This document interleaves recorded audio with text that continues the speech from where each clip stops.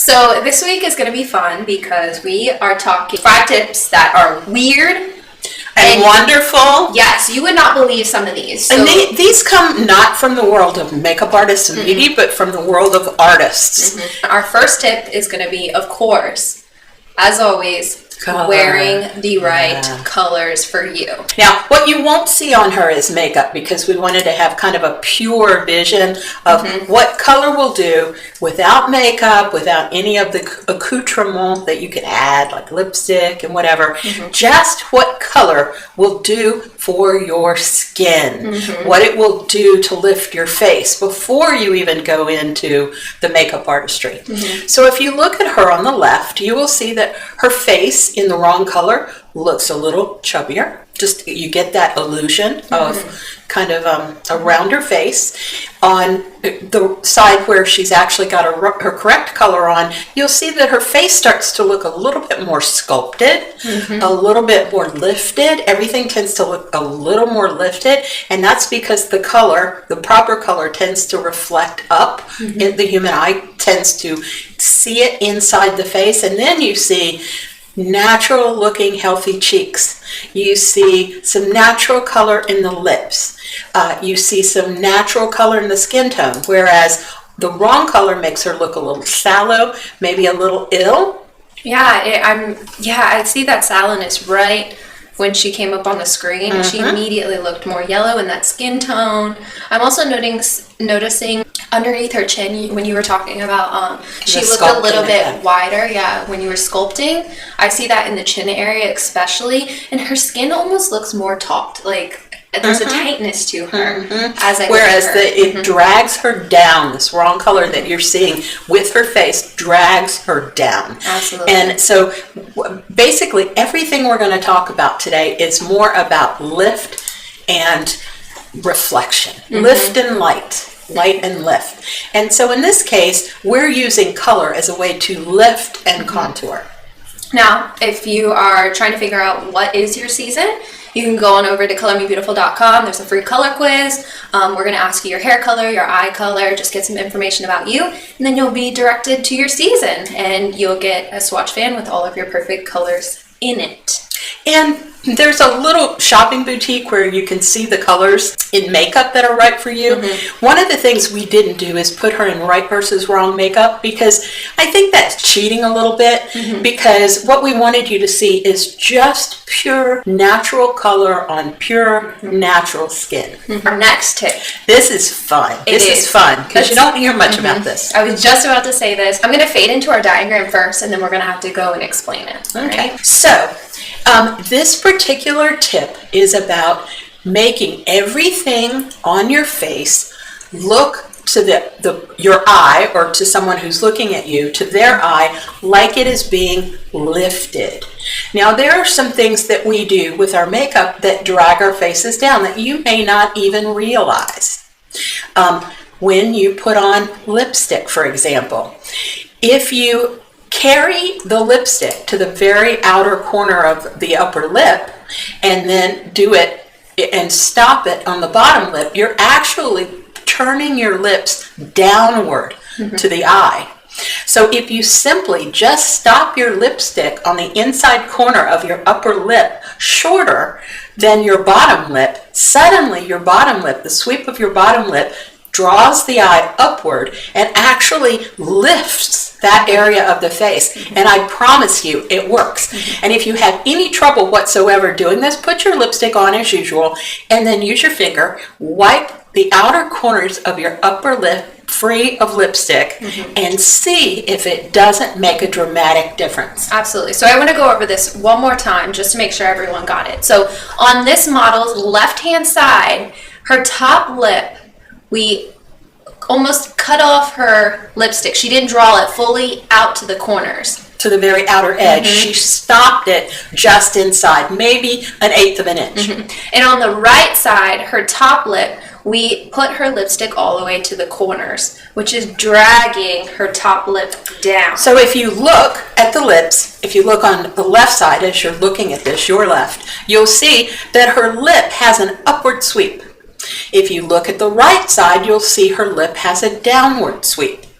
And we never want to see downward sweeps in anything on your face. We always want to see a lift. Absolutely. So I'm going to go ahead with our next slide, which is going to be where you can see both of them together.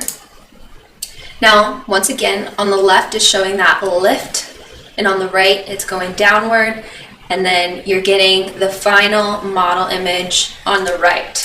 We also added a little something here because there's another way you can add kind of this illusion of lift, and that is with your brows. What we're encouraging you to do is not add the last downward stroke of the brow to curl it back downward toward the outer edge of your eye. We're encouraging you to stop that outer edge a little bit higher so that you get the illusion of lift on your eyebrows, you get the illusion of lift on your lips. And if you notice now, looking at her left side versus right side, now this is where the magic has happened. Her right side looks dragged down, it looks older, it looks droopier. Her left side looks lifted and younger. So, and this is simply with application, the way you apply the makeup you're already using. And this is such a dramatic difference, and I encourage you in a big way to just try shortening your brow line. Do not bring it down so that the last stroke of it is pointing down to your ear, but have it stroked out to your temple. And with the lips, have your bottom lip be the outermost lip that you have to the outermost edge, and shorten the upper lip just a bit. And another little tip I'll give you here, and maybe it's appropriate right here because we did this with this lady. For those of us who want to look younger, who may have fine lines and wrinkles around our lips, one of the challenges that I have is having my color migrate into lip lines. Now, we have some products that will fix that, products that will prevent that, but I want to give you just a quick tip for those of you at home who are already testing these things out. If you put matte lipstick on the base of, and I'm not saying leave it matte, because we have some issues with matte, we'll talk about that later. Put matte lipstick on your lips. Then put a bit of gloss on the inside of your bottom lip, and if you want a little bit on the inside of your top lip. Do not drag it to the outer edges, but just put it so that you've got shine. Shine always makes you look more youthful, but you have to be careful when you're a little bit older of having that shine go all the way to the edge of your lips. And that's why we suggest that you either use lip liner over your whole lip before you put your shine on inside that line, or use a matte lipstick. Absolutely. So, and if you're trying to get that matte look, you can either use the Color Fix, which is, what it pretty much does is it absorbs the oil out of the lipstick, or you can pat it down with a tissue or just something to absorb that oil. My favorite, girls, it by far is to use the Color Fix lip pencil.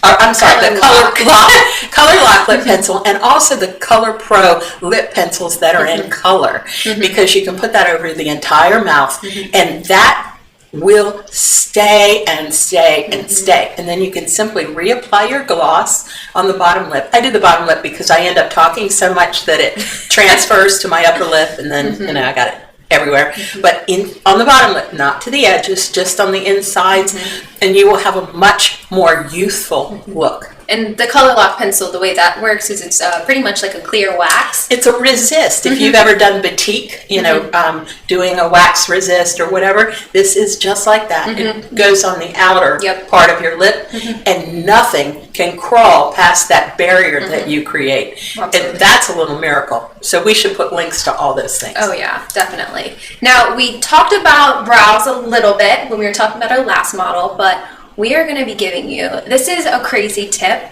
and it works. It actually came out of a lab. Absolutely. They did believe it or not, scientific research with people picking photographs of women and who looked younger and who looked older based on their eyebrow shapes. 80% of women well, people that were looking at women's photographs who were photoshopped said that, let me get the model, boom, their brows gave away their age by arches versus being a straight brow.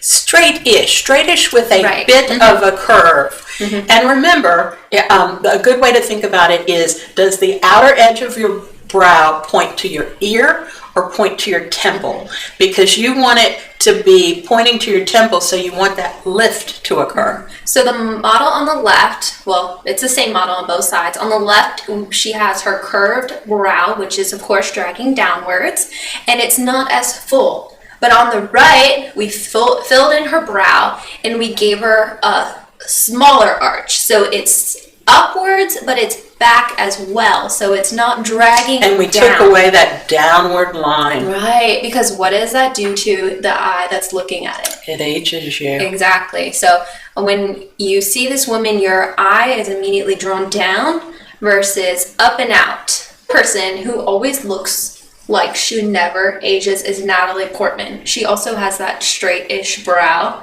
So if you're looking for inspiration, check out Natalie Portman. The other thing is, when you become older, a little bit older, your brows thin. Oh, and yes. let me tell you, speaking from personal experience, they lighten and they thin. So we notice from real life that people who are young have these beautiful, nice, contrast.